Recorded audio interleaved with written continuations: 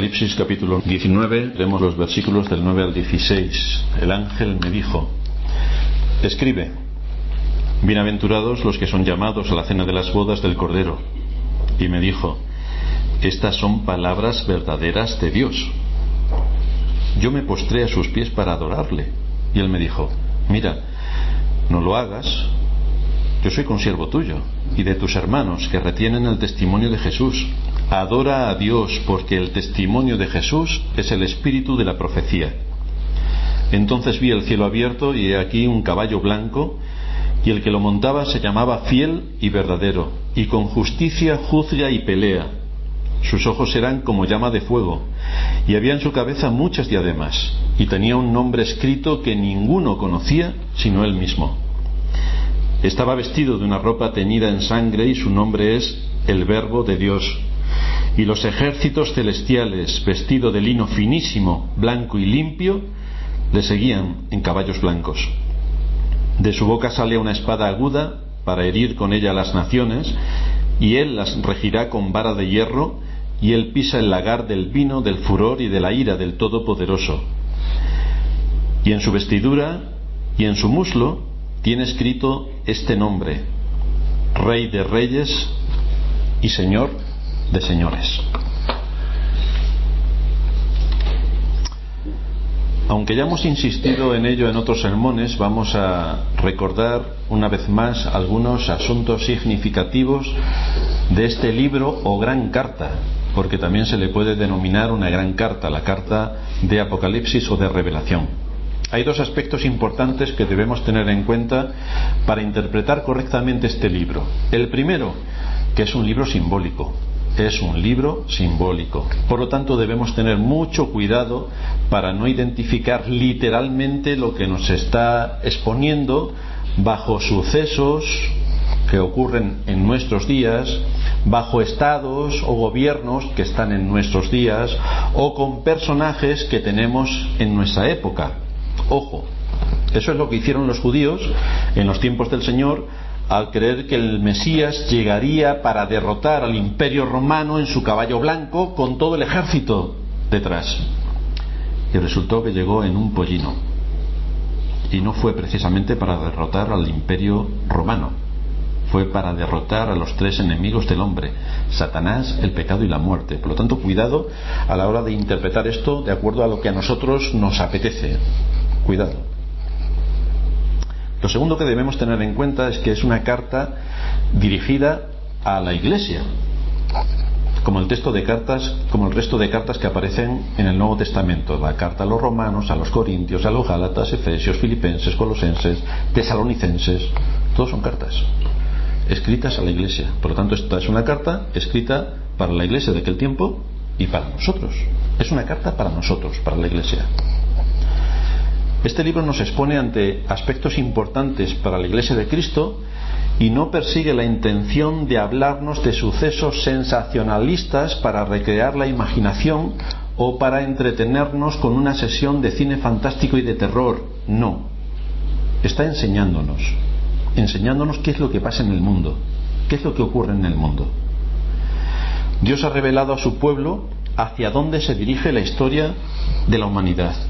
Y nos está enfocando en este libro desde diversos ángulos esta historia para centrarse en algunos detalles diferentes en cada una de las secciones en las que está cortado este libro. No es un libro narrativo que nos muestra una historia desde el capítulo 1 hasta el final. No, son secciones y cada una de ellas nos envuelve en distintos aspectos de la misma realidad, enfocados con una cámara desde distintos ángulos. De manera que en este capítulo 19 donde nos encontramos, se nos va a hablar aquí del fin de la historia, pero lo trata desde la perspectiva de la caída de aquellos que han sido la fuente de oposición al Evangelio y aquellos que han intentado por todos los medios acabar con la verdad de Dios entre los hombres. Va dirigido a ellos. En nuestro último sermón nos quedamos a las puertas de la boda del Cordero y estuvimos viendo quiénes son aquellos que estaban vestidos con lino fino, blanco, que son las obras justas de los santos. Y estuvimos viendo y matizando cómo son los que han recibido el don de la salvación, y por lo tanto es la evidencia de que han sido lavados con la sangre de Cristo. Solamente ellos, los que han sido llamados y salvados y lavados con la sangre de Cristo, son los que están en las bodas, son los que conforman parte de la Iglesia universal. Es la esposa del Cordero, por eso hay bodas, porque está el Cordero y la esposa, está Cristo y su esposa, que es la Iglesia. Este número está completo y cerrado.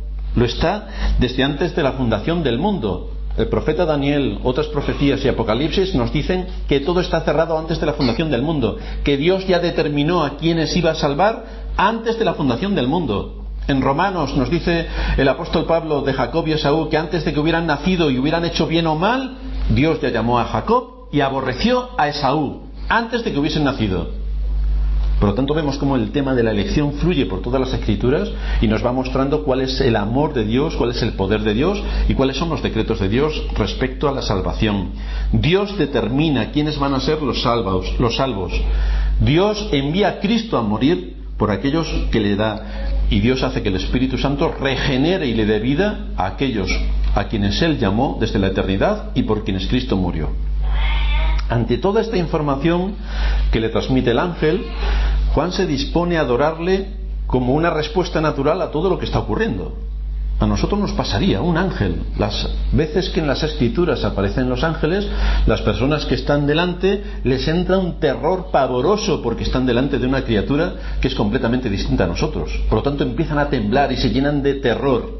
Y Juan aquí lo único que le da de sí la mente para hacer después de que el ángel le está diciendo todas estas cosas es ponerse de rodillas delante del ángel para adorarle. No nos debe sorprender esto porque en los tiempos en los que se está escribiendo esta carta había una fuerte corriente en ciertos círculos judíos por los que ellos adoraban a los ángeles.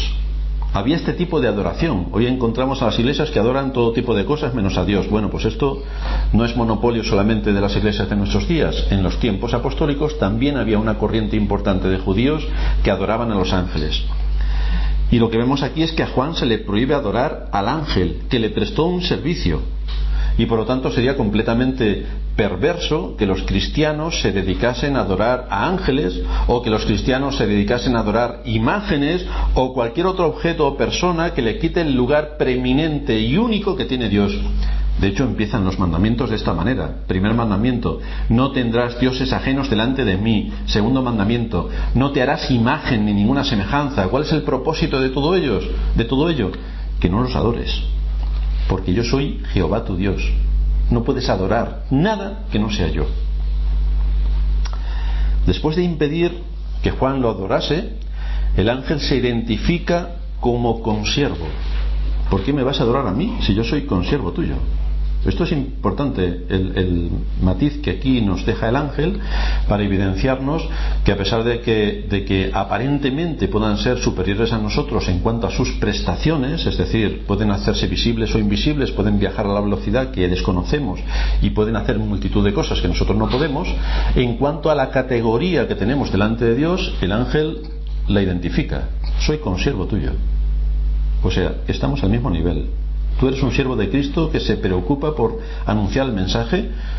Yo soy también un consiervo de Dios, al que le ha sido dada la responsabilidad de transmitirte un mensaje. Por lo tanto, delante de Dios estamos en paridad en cuanto a nuestro oficio. Su mensaje, por tanto, es unánime, y lo que está transmitiendo es el testimonio de Jesús. Soy consiervo tuyo y estoy aquí para transmitir el testimonio de Jesús. Jesús, como todos sabemos, es la segunda persona de la Trinidad, pero en el contexto que lo está diciendo es la piedra angular de la Iglesia, es sobre quien descansa la obra de redención, y eso es lo que el ángel le está exponiendo. Como todo está dando vueltas alrededor de la figura central de nuestro Señor Jesucristo, quien creó el mundo, quien llevó a cabo la salvación mediante su muerte y quien vendrá en su segunda venida para juzgar a los vivos y a los muertos. Este es el tema central que trata todo el libro de Apocalipsis. El Espíritu Santo ha inspirado a los profetas en las épocas tanto del Antiguo Testamento como a los apóstoles en la época del Nuevo Testamento, para que diesen testimonio de Jesucristo por medio del Espíritu, que aquí se le llama de la profecía, anunciando todas las glorias que vendrían con Cristo. Todos los creyentes recibimos el Evangelio de salvación por medio de esta acción que hace el Espíritu de la profecía, que hace el Espíritu Santo, y a su vez nuestra responsabilidad es dar a conocer a otros este mensaje de salvación que nos es anunciado. Entre los dos casos en que aparece el testimonio de Jesús, en nuestro texto, Juan coloca un imperativo: adora a Dios, adora a Dios. Parece que es algo que todas las iglesias y todos los cristianos supuestamente saben. Bien, pues este adora a Dios es lo que menos se hace en la multitud de iglesias que pueblan el mundo. Se adora lo que sea menos a Dios. No vamos a detenernos en este aspecto porque ya lo estuvimos viendo en la serie sobre los 10 mandamientos, pero es importante que hagamos una breve mención, porque el imperativo aquí se da como un mandato único que abarca la adoración sin limitaciones temporales ni geográficas. Es decir, no porque yo viva en otra época, en otra región de la tierra o en distintas situaciones que me pueden acontecer, tengo una excusa para no adorar a Dios. No, es un imperativo para todas las gentes de todas las épocas. Adora a Dios. El no cumplir con este mandato imperativo, que viene también expuesto en los 10 mandamientos, es una violación constante y contundente contra la revelación de Dios y contra lo que Dios es en su esencia y en su ser. El mandato, por tanto, se les da a todos los hombres para que adoren a Dios en todo tiempo y en todo lugar, sin tener en cuenta las circunstancias. De hecho, cuando Satanás está tentando al Señor y le está exponiendo los argumentos bíblicos para que el Señor caiga en su tentación, la respuesta del Señor es: al Señor tu Dios adorarás y a Él solo servirás. Este es el mandato tajante de Dios por medio de Cristo a Satanás, y es el mandato a todas las naciones. Inmediatamente después de que Juan ha sido expuesto a esta reprensión para que adore al único y sabio Dios, asiste un acontecimiento de la máxima atención. Dios nos muestra la verdadera realidad de Cristo según será visto en su segunda venida. En este texto se nos concede un adelanto de lo que Cristo va a hacer en su segunda venida, de lo que es Cristo en su grandeza, de lo que es Cristo en su poder y de lo que es Cristo en su realeza. Todos sabemos cómo vino Cristo en su primera venida. ¿Dónde nació? En un pesebre. ¿Cómo fueron sus primeros años? Trabajando con su padre José en un oficio artesanal. Como cuando entró en el ministerio, la oposición a la que se encontró. A partir de sus 30 años, durante los 3 años y casi medio que estuvo en el ministerio, encontró una oposición frontal en todas las áreas, a pesar de que él era justo y recto en todos sus caminos. Pero cuando Cristo venga en su segunda venida, ya no se parecerá en absoluto a lo que ocurrió en su primera venida.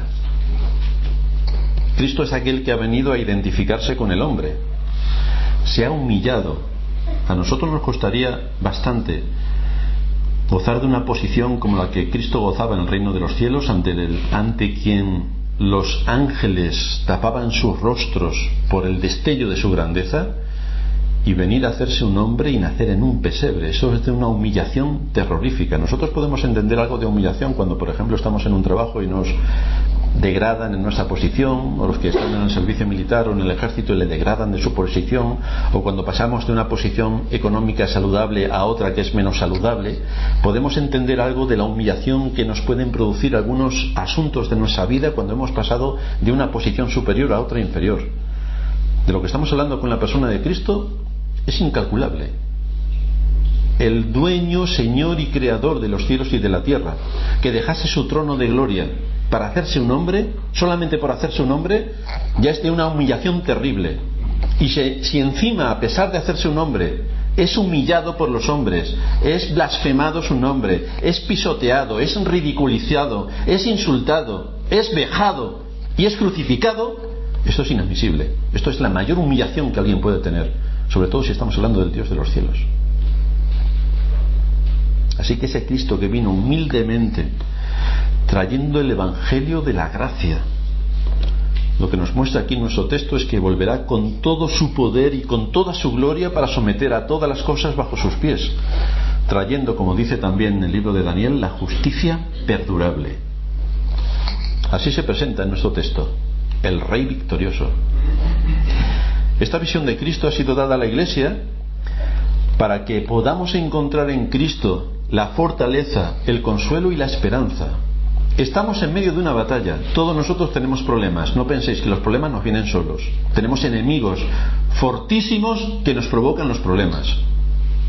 Estamos en medio de una batalla y tenemos que pensar qué es lo que está ocurriendo a nuestro alrededor, por la que el gozo, la paz se nos quita continuamente. ¿Cuáles son nuestros enemigos? Los tenemos que identificar y tenemos que saber por qué. Y tenemos también que entender que hay un especial afecto de Satanás por el pueblo de Dios para herirle en todo lo que pueda y más. Por lo tanto, tenemos que interpretar las cosas que ocurren en nuestro entorno. Y tenemos que recordar también otro detalle importante en el texto que nos ocupa. Esta visión de Cristo debe traernos fortaleza, consuelo y esperanza. Y por lo tanto tenemos que asirnos de lo que en las Escrituras se nos da a nosotros como creyentes. Pablo escribió a los Gálatas en el capítulo 3 que estaban un poco descentrados de quién era su fundamento, y les dice: oh Gálatas insensatos, ¿quién os fascinó para no obedecer a la verdad? A vosotros, ante cuyos ojos Jesucristo fue ya presentado claramente como crucificado. ¿Qué es lo que está pasando que no estáis viendo en Cristo, aquel que pagó por vuestros pecados y aquel que os ha prometido una herencia eterna en el reino de los cielos? ¿Qué está pasando con vosotros como iglesia? A través de la predicación del Evangelio se ha presentado a Cristo crucificado. A Cristo crucificado es lo que normalmente se suele predicar, a Cristo crucificado. El Evangelio nos expone ante esta realidad, nos ilustra acerca de las glorias de Cristo en la cruz, para anunciar que hoy es el día de salvación, que podemos disfrutar hoy de arrepentirnos y de estar en comunión con Dios. Hay un mensaje de gracia por parte de Dios anunciando que hoy es el día en el que se pueden arrepentir los pecadores de sus delitos. Hoy es el día en el que se puede venir a Cristo por la fe. Hoy es el día. Este es el mensaje continuo del Evangelio. Pero este día de gracia por parte de Dios tiene un límite. Y es al que nos expone aquí nuestro texto. Hoy es el día de gracia, pero llegará un día en el que ya no hay gracia. La gente hoy vive alegremente, hace lo que quiere, blasfema contra Dios, no pasa nada, supuestamente. Pero llegará un día en que ya la gracia se acaba. Ya la paciencia de Dios se acaba. Llegará otro día en el que la justicia de Dios será la que tome su lugar, y entonces absolutamente todo lo creado será sometido a un juicio. De ahí la conmoción terrible que anuncian los profetas en cuanto al juicio final, que anuncia el Señor en los Evangelios, que anuncia el apóstol en sus cartas y que se anuncia en Apocalipsis. Un día terrible, el día del juicio final. Aquí se nos expone a Cristo como juez en su segunda venida. En primer lugar vamos a ver lo que Juan ve. Vi el cielo abierto y he aquí un caballo blanco. Todo esto lo tenemos que interpretar de forma simbólica. ¿Qué es lo que nos quiere decir con esto que nos está exponiendo? Previamente se nos ha dicho respecto al cielo cómo se había abierto en el capítulo 4. Por eso decimos que está seccionado este libro. En el capítulo 4 nos ha hablado también de lo mismo. Después de esto miré y aquí una puerta abierta en el cielo, donde a Juan le es permitido que entre allí para ver qué es lo que hay. También en el capítulo 11, versículo 19, el templo fue abierto para percibir algunas de las realidades celestiales. El templo de Dios, nos dice, fue abierto en el cielo y el arca de su pacto se veía en el templo. Esto ya lo estuvimos analizando también. En el capítulo 15, versículo 5, se abre otra vez el templo de Dios para que salgan los 7 ángeles con las últimas plagas, la copa de la ira de Dios, donde va a ejecutar sus juicios. Nuevamente se abre. Nuevamente se nos muestran. Después de esto miré y aquí fue abierto en el cielo el templo del tabernáculo del testimonio, y del templo salieron los 7 ángeles que tenían las 7 plagas, y vino el juicio. Pasamos a otra sección. Aquí lo que se abre es el mismo cielo, y se hace no para ver algo sobre lo que hay allí, sino para dar paso a un imponente jinete que sale montado en un caballo blanco, y tras el jinete un ejército, o ejércitos en plural, sus ejércitos. Esta es la misma escena, si me acompañáis, está en Mateo 24-29, es la misma escena que ya el Señor nos ha narrado. E inmediatamente después de la tribulación de aquellos días, el sol se oscurecerá y la luna no dará su resplandor, y las estrellas caerán del cielo y las potencias de los cielos serán conmovidas.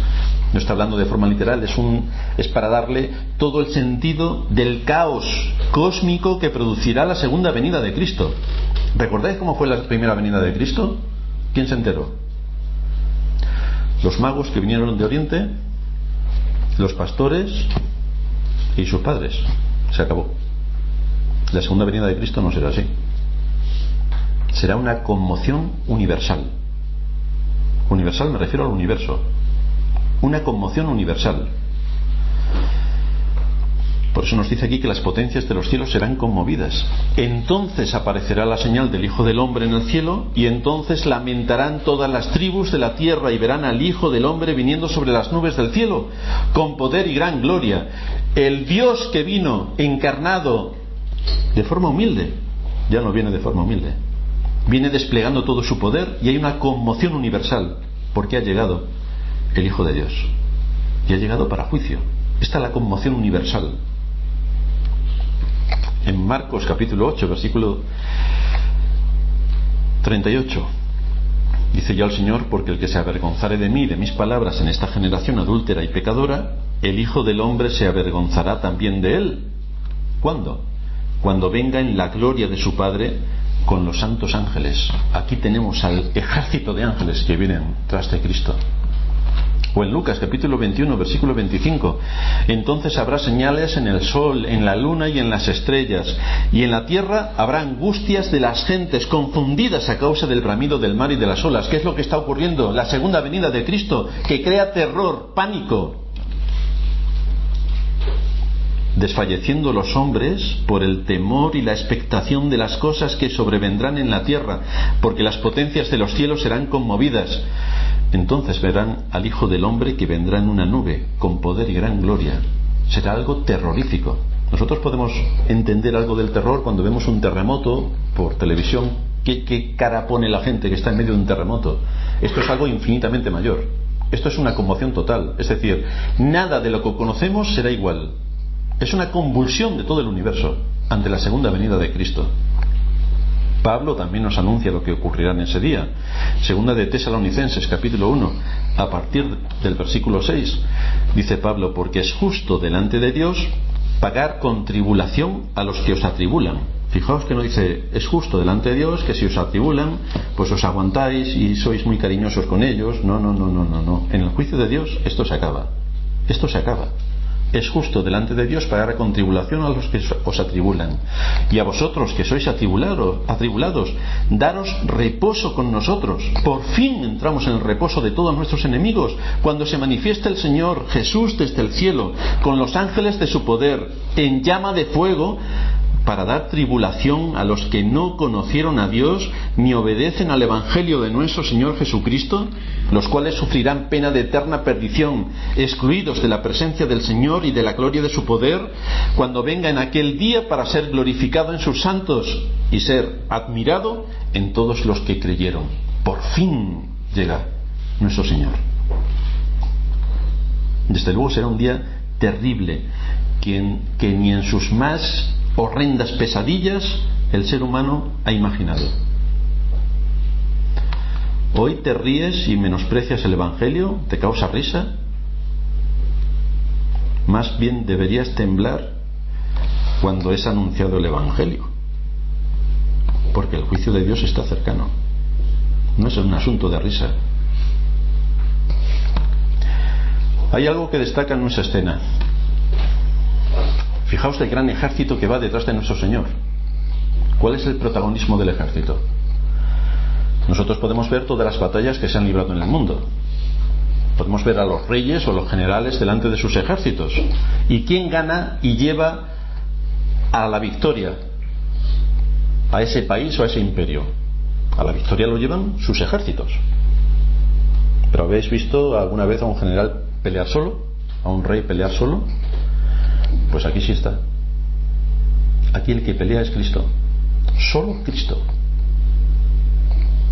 Con lo cual vemos una diferencia entre los hombres que necesitan más hombres para ser muchos y poder ganar al enemigo, y aquí que Cristo solo se vale.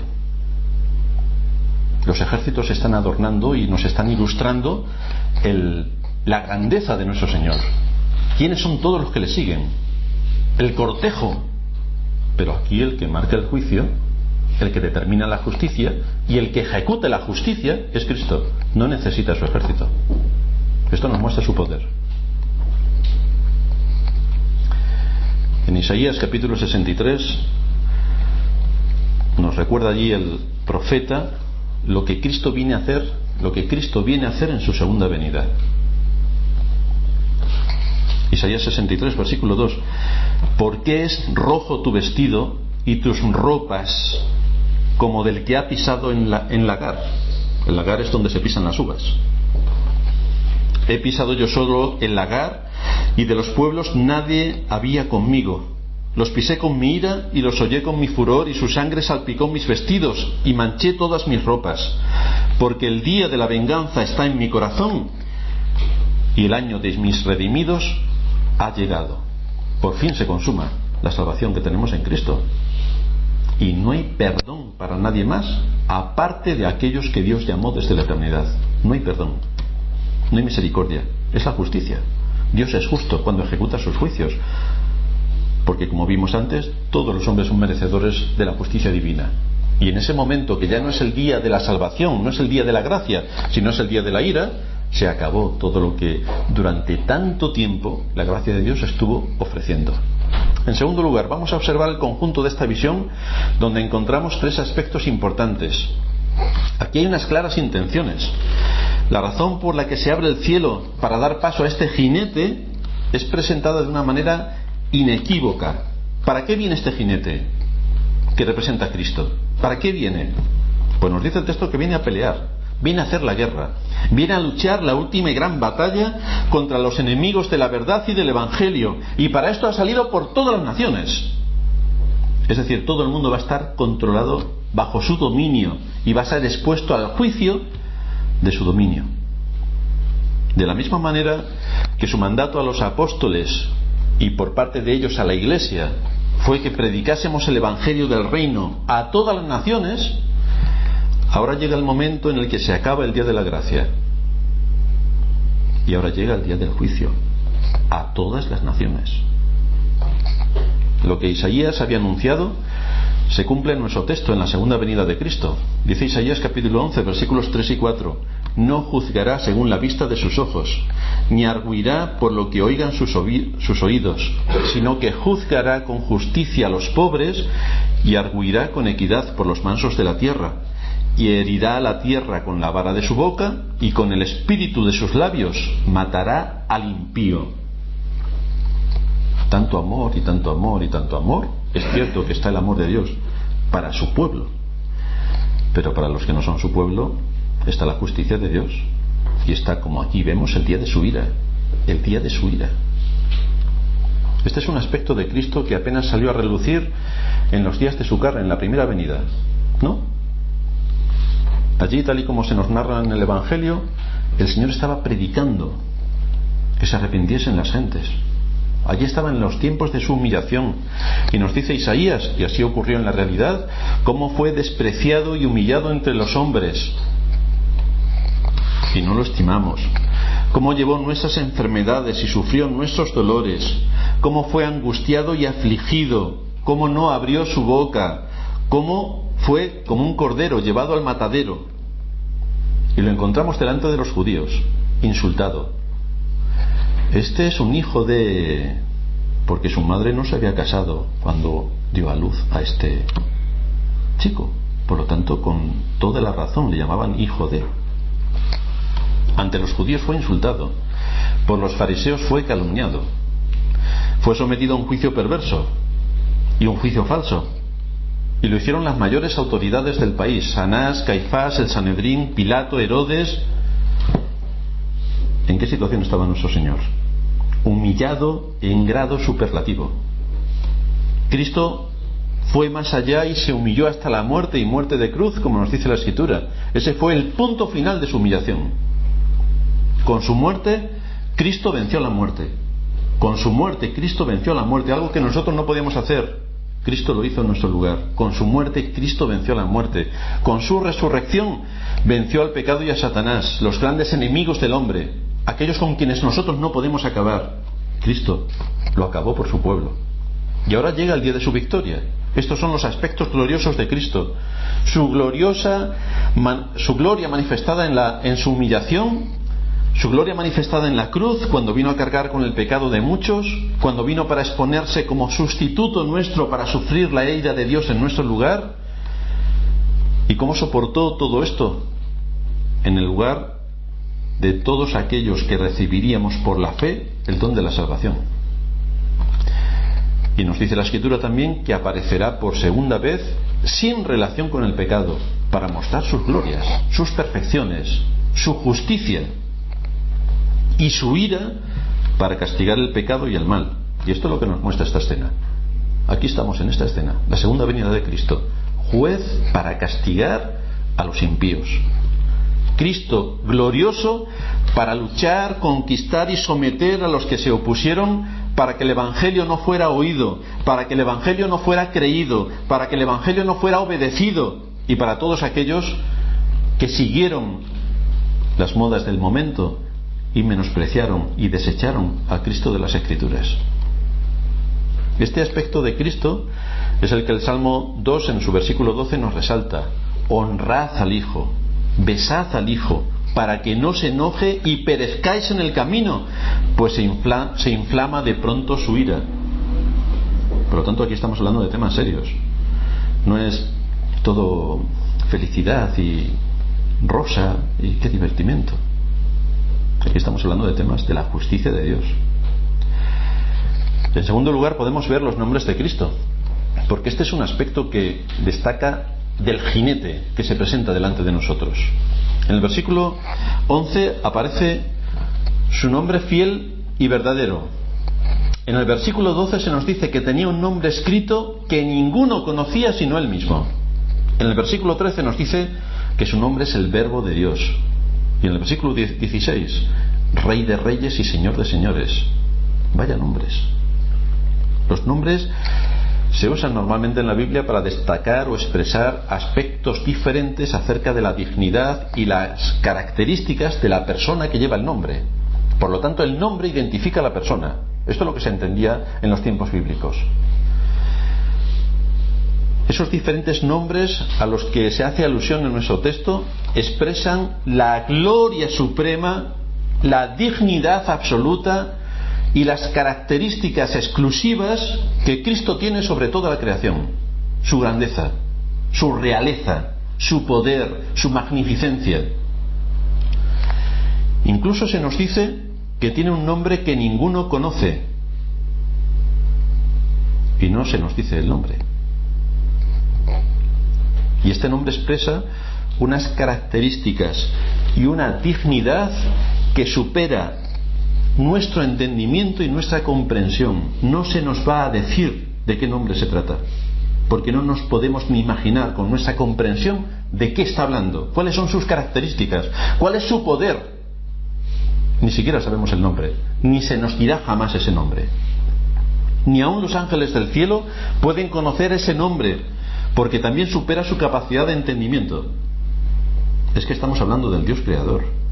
Nosotros a veces creemos que Dios es más o menos como nosotros, un poquito más mayor de edad, y al que podemos acercarnos como si fuera el abuelillo. Bueno, este no es el Dios que presentan las Escrituras. Escapa a nuestro entendimiento. escapa a nuestra comprensión lo que es el ser de Dios. Si ya tenemos las obras de Dios y vemos que son colosales e infinitas, que ni siquiera podemos pensar en el universo, porque no podemos entender el universo. Cuando estuvimos hablando de la gran muralla de Sloan, que tiene miles de años de longitud a la velocidad de la luz y miles de años de ancho a la velocidad de la luz, y es una milésima parte de lo que es el universo, y estas son las obras de Dios, y las obras de Dios son un susurro de lo que Él es. Dios es incomprensible. Es que no podemos hacernos una idea de lo que es el ser de Dios en toda su magnitud. No tenemos cerebro para pensar en estas cosas. Solo el jinete conoce su nombre, y es por su superioridad sobre todos los seres creados, visibles e invisibles, que no es dado a conocer el nombre. La naturaleza de su ser, sus atributos y todo lo que expresa ese nombre es inalcanzable para cualquier ser creado. Solo Dios tiene ese conocimiento, nadie más. Otro nombre de que aquí nos hace mención es fiel y verdadero. Son términos sinónimos, expresan ideas paralelas, y el concepto básico que nos quiere transmitir es la idea de confianza. Fiel y verdadero. ¿Cómo puede estar uno mejor que con alguien que es fiel y verdadero? Que no te va a engañar, que no te va a pegar una puñalada trapera, que no va a hacer nada en contra de la justicia, que va en la rectitud absoluta. ¿No nos da descanso que el nombre de nuestro Señor sea fiel y verdadero? La idea hebrea de verdad no solamente es que corresponda con la realidad, sino que cuando dice algo lo cumple sí o sí. Y eso es lo que tenemos en Cristo. Nosotros decimos: hermanos, el jueves nos vemos, y el jueves la mitad de los hermanos no aparecen, y todos han dicho que sí. Cuando Dios dice esto va a ser así, eso es así. No hay nada que impida que eso ocurra, nada. Por lo tanto, tenemos a un Dios que es fiel y verdadero, que hace exactamente lo que ha dicho.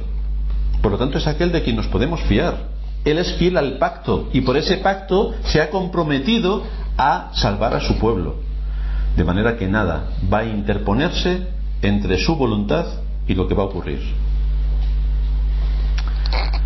Se nombra este nombre en primer lugar porque es una de sus características que van a producir confianza y consuelo en los creyentes cuando veamos a Cristo venir en su segunda venida para tomar venganza de sus enemigos. Es decir, para muchos, la mayoría, la venida de Cristo será terrorífica, pero no para su pueblo, porque por fin descansaremos de nuestras obras, por fin se cumple la promesa, por fin llega el día de nuestra liberación. Por eso matiza que con justicia juzga y pelea. Con justicia. El Señor no es movido por motivos personales o egoístas o orgullosos. No, con justicia juzga y pelea. Todo lo que en su segunda venida va a hacer, las medidas que va a tomar sobre todas las naciones y sobre todos los hombres de la tierra, lo hará bajo las premisas de la justicia. Lo que corresponde a cada uno le hará pagar según sus obras. Y no lo va a hacer con un espíritu de venganza partidista, no lo va a hacer con una ansia de conquista, porque solo le mueve la justicia sobre todas y cada una de sus criaturas, y así va a ejecutar sus juicios. Tiene también el nombre de el Verbo de Dios, la palabra de Dios. Es algo que se nos cita también en Juan capítulo 1. Para los hebreos, la palabra no es un mero sonido. Nosotros escuchamos palabras, las oímos las palabras, pero para los hebreos no era un mero sonido, sino que era un agente activo que realiza la intención del que habla. Por eso se nos dice en el primer libro de la Biblia: en el principio creó Dios los cielos y la tierra. Por su palabra Dios creó los cielos y la tierra, por su palabra.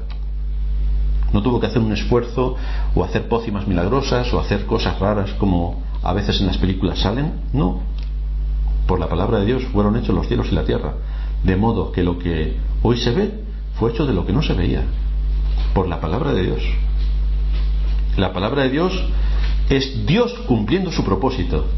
Esa es la palabra de Dios, y no hay nada que escape a su propósito, absolutamente nada. Es lo que se menciona en Hebreos 4:12, cuando se nos dice allí que la palabra de Dios es viva y eficaz y más cortante que toda espada de dos filos, porque penetra hasta las profundidades del ser humano y discierne absolutamente todo lo que hay. Nosotros, cuando estamos delante de otras personas, podemos contarle lo que queramos. Vemos en los juicios como los asesinos, ladrones y demás le cuentan ahí al juez lo que les ocurre, y muchos de ellos salen libres. Esto no ocurrirá en el juicio de Dios, porque su palabra entra a lo profundo del corazón y sabe todas las intenciones. Cuando uno se pone en un juicio, solamente se analizan los hechos. Pero cuando nos pongamos delante del juicio de Dios, no solo se analizan los hechos, se analizan las intenciones, se analizan las motivaciones, y todo queda descubierto, todo queda abierto, todo queda desnudo. Las intenciones, las motivaciones, todo queda expuesto. Pero además tiene otro nombre: Rey de Reyes y Señor de Señores. Y esto significa que tiene la autoridad suprema. La autoridad suprema. Muchas veces encontramos en las predicaciones o en el entorno que nos envuelve que está Dios luchando contra Satanás en una lucha. Bueno, Dios no tiene que luchar con Satanás. Es su criatura, hace así y ha desaparecido. Satanás es una criatura, es un ángel más de los miles o millones de ángeles que haya. Es uno más. Por lo tanto, es una criatura. Dios no tiene que luchar, solamente tiene que aplicar su palabra. Se acabó. Se acabó Satanás y se acabó el mal en el mundo, solo con su palabra. Rey de Reyes y Señor de Señores, que indica que tiene una autoridad suprema. Lo lleva escrito en su muslo, lo lleva impreso en sus vestiduras. Es el soberano de la creación. A todos le queda claro, a todos.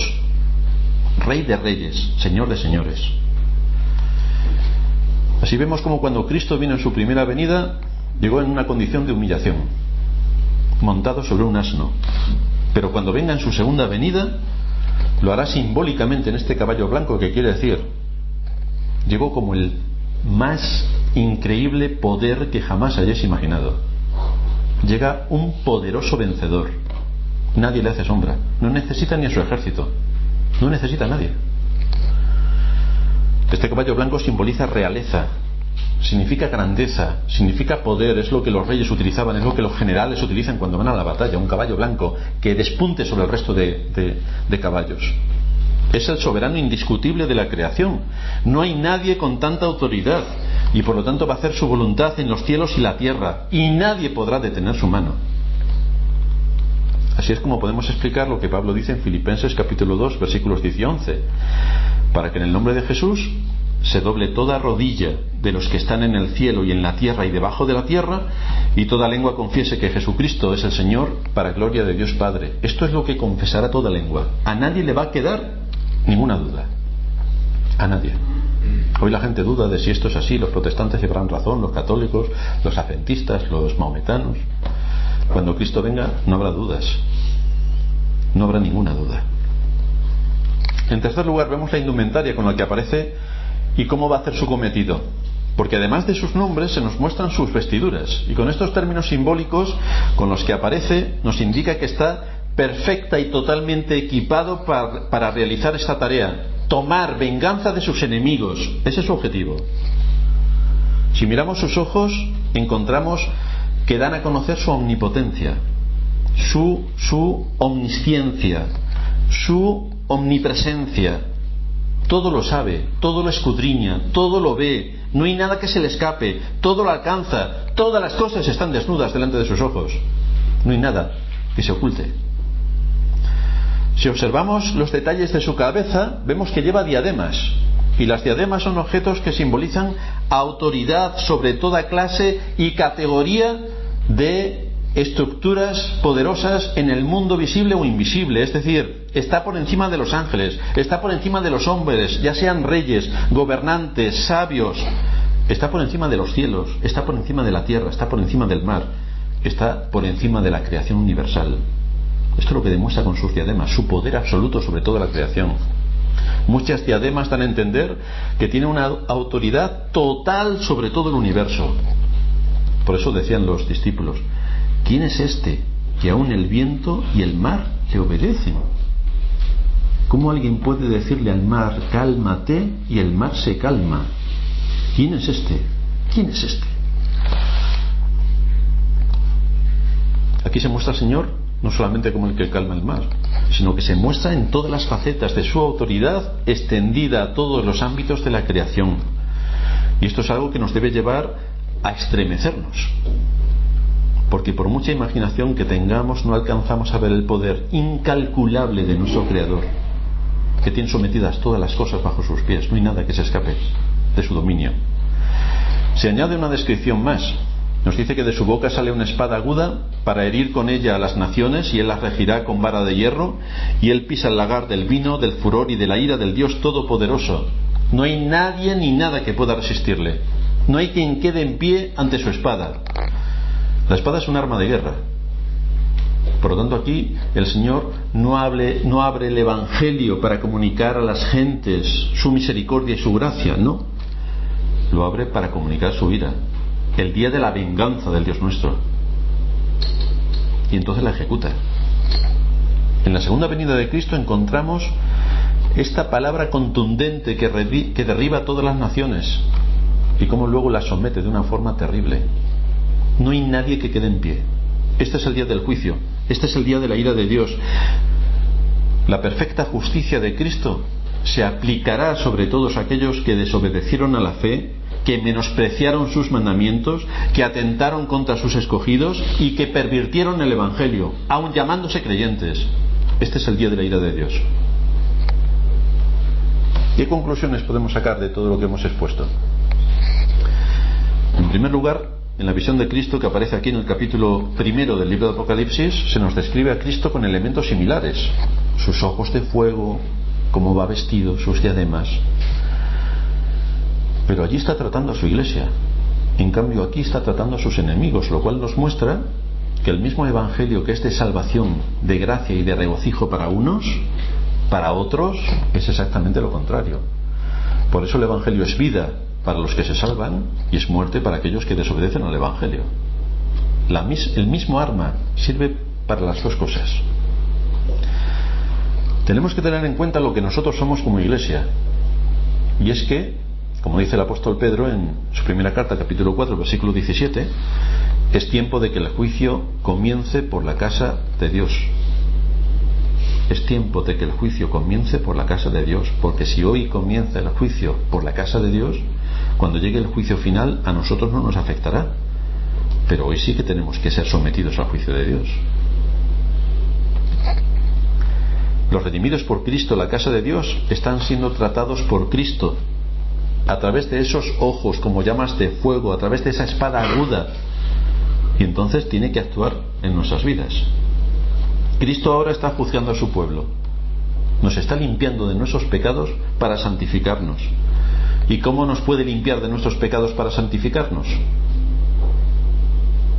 Pues sometiéndonos a juicio. Sometiéndonos a juicio.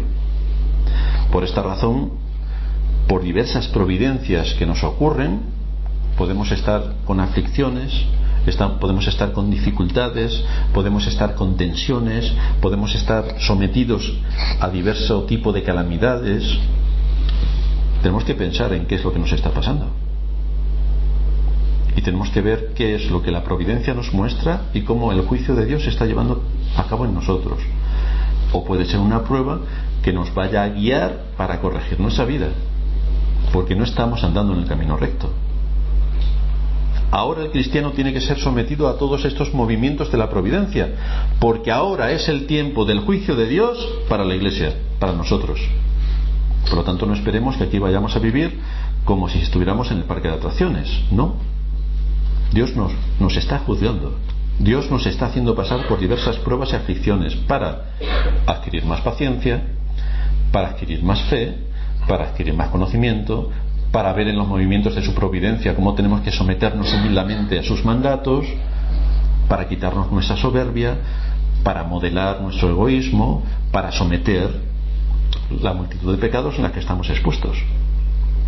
Tenemos que ser entendidos para buscar consuelo en Cristo cuando podemos identificar que estamos siendo sometidos a la providencia que nos trae diversas pruebas y aflicciones. Debemos pensar, porque en el mundo nada ocurre por casualidad. y por lo tanto las cosas en las que yo estoy inmerso, ¿por qué están ocurriendo? ¿Qué es lo que está pasando? ¿Cuál es la enseñanza que puedo extraer de las situaciones aflictivas o de las situaciones de juicio en las que estoy inmerso? ¿Qué es lo que está pasando?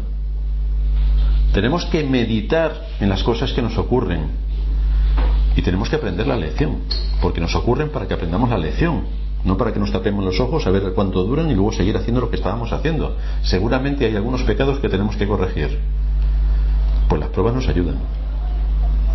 ¿Cuántas veces Cristo nos habla por medio de su palabra y notamos directamente que somos exhortados, que somos reprendidos, que somos juzgados, que somos castigados por su palabra, que es como espada aguda que sale de su boca? Eso pasa cada vez que nos exponemos a las Escrituras, si tenemos oídos para oír lo que la Escritura nos está diciendo. Si ahora Cristo actúa de esta manera, si Cristo es movido por la misericordia y la compasión que tiene con nosotros, lo único que persigue es hacernos partícipes de su santidad. ¿Y cómo lo hace? Concediéndonos todos nuestros deseos para que seamos unos hijos malcriados, orgullosos, soberbios, altivos, caprichosos, egoístas, o nos va a corregir severamente para que seamos santos. Para ello es indispensable la disciplina y el azote por parte de nuestro Padre. Es imprescindible. Por lo tanto, si estás pasando por pruebas, dificultades, aflicciones, medita en lo que te está pasando. Medita, mira qué pecados puede estar la providencia indicándote que deben de ser corregidos, y actúa en consecuencia, porque si no seguirás con ese juicio de Dios sobre ti. En cambio, los de afuera son bastardos y no son hijos. Ellos pueden tener en poco las palabras de Cristo, pueden menospreciar las verdades del Evangelio, y como dice Asaf en su salmo, no tienen congojas por su muerte, porque su vigor está entero. No pasan trabajos como los otros mortales, ni son azotados como los demás hombres. Por lo tanto, como no tienen ninguna corrección, la soberbia les corona. Se cubren de vestido de violencia, los ojos se les saltan de gordura, logran con creces los antojos del corazón. Estos van a tener el juicio en el día del juicio. Pero hoy todo les va bien. Mientras que tú, que eres cristiano, todo te va mal. Medita, piensa. ¿Por qué tantas aflicciones? ¿Por qué tantas pruebas? ¿Por qué tantos problemas? El Señor te está sometiendo para que aprendas cómo es un hijo de Dios y cómo tienes que tratar todos esos temas, dominando tu pecado y actuando como se espera de aquellos que han conocido la verdad. Pero cuando llegue el tiempo del fin, a todos estos que hoy se lo pasan genial y no tienen ningún problema, solo es diversión, cuando llegue el tiempo del fin, cuando Cristo venga a juzgarlos y los mire con sus ojos de fuego, los va a alcanzar con su espada aguda. No habrá nada que lo detenga. Será el día del juicio, pero no el juicio por amor en el que nosotros podemos estar inmersos, sino el juicio de la ira del Dios Todopoderoso, donde no habrá ningún lugar en el que el hombre pueda esconderse. Ningún lugar. Cristo para nosotros hoy es refugio contra el turbión. Para ellos no será nada. Será exactamente la ira de Dios en su máxima expresión. Por eso es hoy cuando debemos tratar nuestra situación con Cristo. Honrad al Hijo para que no se enoje, pues se inflama de pronto su ira. Hoy Cristo te trata con misericordia. Busca refugio en Cristo. Escucha su palabra. Obedece su voz. Hoy su palabra es para salvación. Hoy. Pero mañana puede ser el día del juicio. Y en el día del juicio no valen lamentaciones, no valen ayes, no vale ay, si yo me hubiera dado cuenta, porque hoy estás siendo expuesto al Evangelio. Así que si escuchas hoy su voz, no endurezcas tu corazón. Vamos a terminar en oración.